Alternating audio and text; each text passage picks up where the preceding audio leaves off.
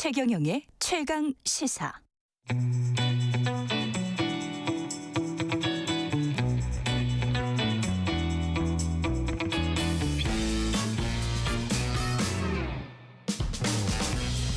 네, 흥미롭고 발랄하게 시작해 보겠습니다.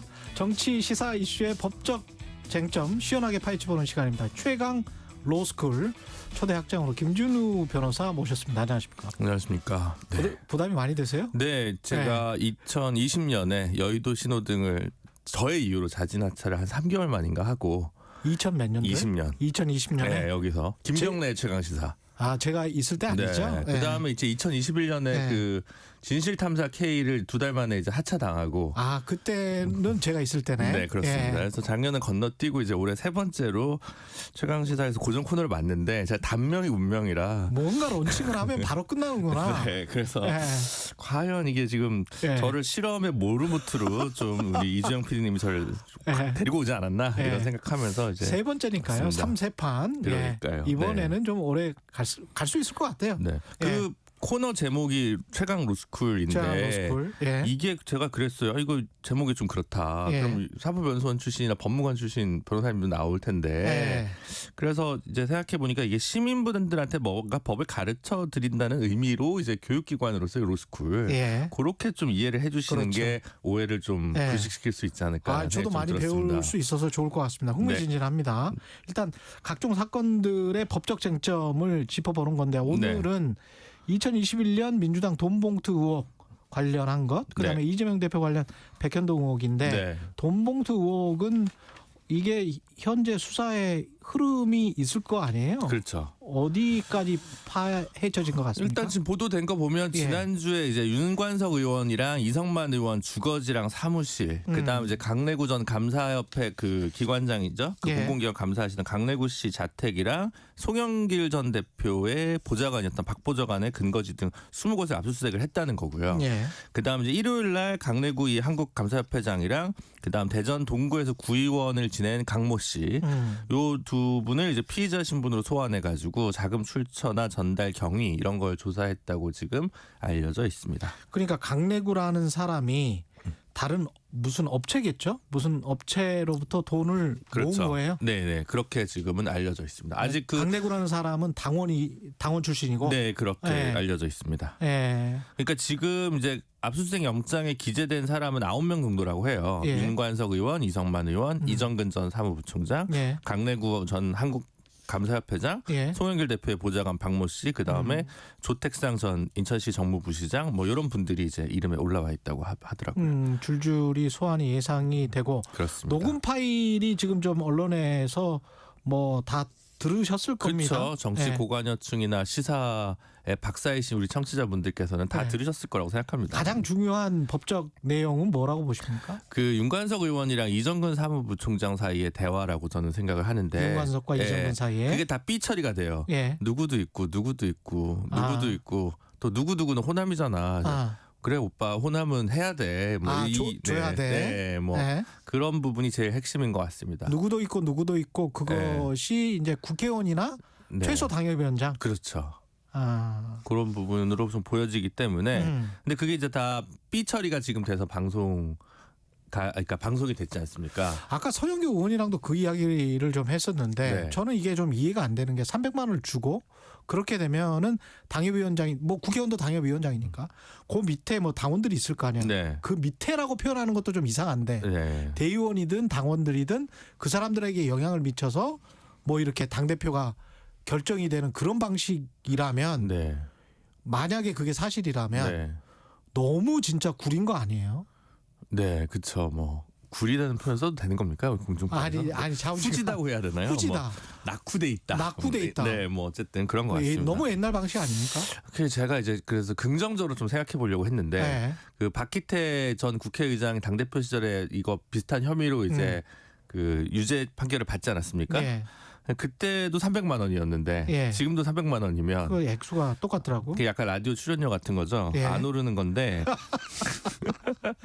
근데 아. 아니 그만큼 정치가 깨끗해졌구나. 왜냐하면 불법적인 자금을 더 이상 예. 그렇게 쉽게 조성하기가 어렵고 그다음에 큰 돈으로 움직이지도 않기 때문에 약간 나쁜 말로 구습으로 이제 인사치레 정도로만 이제 이런 돈들이 예. 남아 있는 게 아닌가. 긍정적으로 보면 나쁜 짓입니다. 나쁜 일이고 있어서는 안 될 일이지만 2008년에 300만 원과 지금의 300만 원 위상이 좀 많이 다르지 않습니까? 그렇죠. 네, 그런 거 보면 좋아지고 있다라고 좋아지고 있다. 긍정적으로 봐야 되는 거 아닌가라는 역설적인 생각도 들었습니다. 이게 그 관행이 계속 남아 있다. 이거는 상당히 좀 안 좋은 것 같습니다. 네. 예. 앞으로 수사에 영향을 미칠 쟁점, 돈을 실제로 받았는지 안 받았는지 모르겠다. 네, 서인교 의원은 그렇게 이야기를 하던데. 그렇죠. 예. 지금 뭐 이제 그 여의도 관광이나 이런 데서 이제 카톡으로 막 뭐가 돌아요. 예. 밭 이래서 뭐 누구 예. 경기 누구 호남 누구 예, 예. 뭐 인천 누구 이렇게 의원들 이 명단이 이렇게 돌아다니더라고요. 버전이 2개가 있답니다. 버전이 2개가 있다고 하더라고요. 예. 저는 하나만 받았거든요. 예. 그래서 이제 제가 실명을 거론할 수는 없고 이제 그 이번에 보도가 된 JTBC 기자님한테 물어봤어요. 예. 명단을 주면서 예. 신빙성이 있는 거냐? 예. 왜냐하면 자기네가 뿌린 건 아니라고 하더라고요. 그래서 교집합이 있다. 교집합이 있다. 야, 근데 이제 틀린 것도 있는 모양이에요. 예. 그래서 혹시 그런 밭을 받고 계신 지금 분들이 계시다면 예. 그 명단을 그대로 지금 믿지는 마시다. 믿지는 말라. 근데 일부는 포함되어 있는 것 같다라고 예. 하는 것 같고요. 그래서 이게 모집만 하고 돈을 모집만 그러니까 밑단과 우리가 윗단 뭐 이런 이야기 많이 하잖아요. 네. 그 윗단에서 돈을 모집을 했어요. 네. 그럼 밑단으로 뿌리지 않을 가능성도 있습니까? 근데 그거는 불가능할 것 같은데 전당대회 기간 동안에. 그렇죠. 이제 예. 이른바 배달 사고 예. 혹은 호가호위. 아 누구 줘야 돼. 예. 호남에 누구도 줘야 돼. 호남 분들 죄송합니다. 혹은 예. 칠양 분들 죄송합니다. 어쨌든 예. 대화는 그렇게 돼 있으니까 예. 누구 줘야 되니까 지금 돈을 뭐 한 3천만 원만 가져와봐 이랬는데 인마이 포켓으로 1,500하고 1,500만 뿌릴 수도 있지 않습니까? 그러니까 그거는 정확하게는 이제 모르고 지금 현역 의원 기준으로 검찰이 용의자 선상 피의자로 분류하고 있는 건 20명 정도라고 하더라고요. 20명이 네. 엄청난 현역 의원이. 네. 그런 정도인데 그게 최대 20명일 거라는 거고 그다음에 이제 그 대의원 권리당원용으로 이제 50만 원짜리 봉투가 한 30개 정도 준비가 됐는데 예. 거기서 이제 1,500이 조성됐는데 나간 건 1,400 정도로 검찰은 보고 있다고 하고요. 그래요. 그다음 이제 지역 캠프 상황실장 등한테도 50만 원, 40명, 2천만 원. 그래서 이제 현역 의원한테 간 건 6천만 원 정도로 보고 있는 거고 전체가 이제 9,400만 원 정도로 보는 건데 그러면 뭐 예전에 비하면 굉장히 약소한 규모라고 할 수도 있죠. 예. 네. 그럴 수 액수는 그렇지만 네. 관행이 조금 좀 그래서 그쵸. 많이 구태라서 네, 그렇습니다. 그래서 비판을 많이 받는 것 같습니다. 맞습니다. 송영길 대표 같은 경우는 돈 봉투 모르는 일이라고 했는데 네. 진짜로 몰랐다면 네. 법적인 책임은 어떻게 됩니까? 뭐 없다고 봐야죠. 없습니까? 아니 이회창 총재, 노무현 전 대통령 대선 자금은 다 수사받고 관계자들 다 처벌받았습니다. 그 두 분은 안 받지 않았습니까? 그렇구나. 네. 진짜로 몰랐다면 아니 모르지만 대개는 진실은 모르지만 대개는 실제로 이런 자금적인 문제가 있으면 알아서 움직이고 알아서 보고하지 않는 것이 구습이 아닌가 싶습니다. 관습. 네. 그게 정신인데 그리고 법적 책임은 아랫사람이 지는 네, 그렇죠. 밝혀내는 게 쉽지는 않겠네요, 그러면. 그렇죠. 지금 박희태 의원 아까 얘기도 했습니다만 2008년 당시의 것들이 이제 2012년에 밝혀졌던 건데 예. 그 당시 이제 고승덕 의원의 폭로로 이게 밝혀졌는데 결국 고승덕 의원 외에 그 1억 9천 얼마가 이제 그 당시 조성됐는데 나머지 돈이 용처가 어디로 갔는지는 밝혀지지 못했습니다. 그 당시 검찰이. 그러면 이게 준 사람이 문제가 더 법적 책임이 커지는 겁니까? 아니면 받은 사람이? 요거는 지금 이제 법적인 이슈로 정확히 넘어가면 정당법 문제가 있고 정치자금법 문제가 있는데 이게 이제 정당법 50조에 이제 당대표 경선 관련해서 매수 및 이해 유도죄. 라는 죄가 있습니다. 예. 근데 이게 이제 적용된 사례가 박희태 의장밖에 없는 거예요. 그 2008년. 제가 박희태 의장을 싫어해서가 아니라 선례가 지금 이거밖에 없기 때문에 그렇지. 거론되는 겁니다. 예. 이 박희태 의장 당시에 이 케이스 같은 경우에 담당 검사가 지금도 검색해 보시면 현재 국민의힘 의원 현역 의원인 정점식 의원으로 나옵니다. 그래요? 참 공교롭게도 그렇습니다. 그렇게 되는 거구나. 네, 아니 물론 뭐 그때 국회의장까지 했었잖아. 네, 그렇습니다. 검찰 출신이죠. 원래 이 검사장 고검장인가 검사장 정도 하고 맞아요. 정치계에 입문하신 맞아요. 분이죠, 박희태 의장. 그리고 원래 사위도 검사였는데. 예. 네.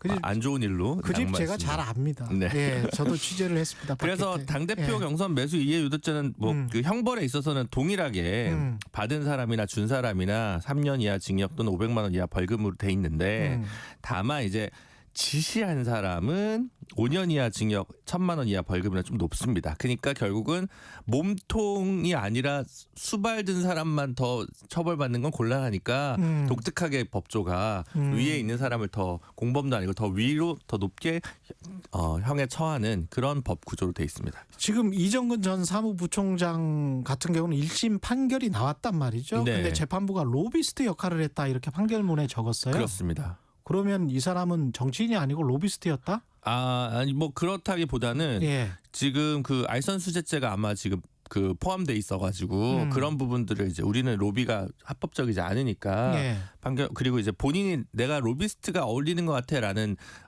대화들이 전화 통화에 많이 녹음돼 있다고 합니다. 그래서 그런 문제고 사실 이 당 대표 경선 문제와 관련해 가지고는 이 판결문의 내용이 담겨 있는 게 아니기 때문에 그렇죠, 예, 그렇죠. 그래서 뭐 그 부분은 좀 별건으로 보시면 될 것 같습니다. 정치를 어떻게 보면 해서는 안 되는 분이 정치를 한 것일 수도 있겠습니다. 네. 민주당 같은 경우는 정치적인 이야기를 좀 들어가 보면 네, 이거 어떻게든 풀어야 될 거 아니에요. 그렇죠. 근데 송영길 전 대표는 뭐 그냥 주말에 네, 파리에서 네, 기자회견 하겠다고 하는 거면 네. 이거는 단기간에 풀릴 것 같지는 않네요. 민주당은. 그렇죠. 사실은 저는 잘 모르겠습니다만 그 사실관계를 저희가 모르니까. 예.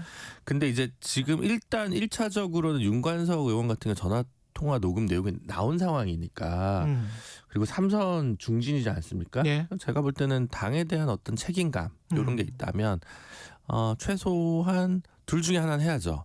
차기 총선 불출마 선언을 하든가 안 탈당계를 내든가. 예. 네, 그 정도는 좀 해줘야 되고 송영길 대표한테까지 이게 어느 정도 책임을 져야 될 건지 예. 송영길 대표까지 탈당계를 내고 사법적 판단을 받고 당에 돌아오겠다고 해야 될 건지 예. 그 부분은 이제 고민되겠죠. 근데 무엇이 녹음돼 있고 무엇이 검찰 혹은 언론에 노출돼 있는지 모르기 때문에 뭔가 다음 스텝을 그리기가 쉽지는 않은 것 같습니다. 송영길 대표 입장에서는요. 그렇군요. 하지만 민주당 입장에서는 또 입장이 다를 수 있다는 거죠. 그렇죠. 네, 그렇죠. 개인과 당 사이에서는 이해가 충돌할 수 있으니까. 근데 이거를 최재성 전 정무수석이 어제 최강시사에서 그런 이야기를 하더라고요.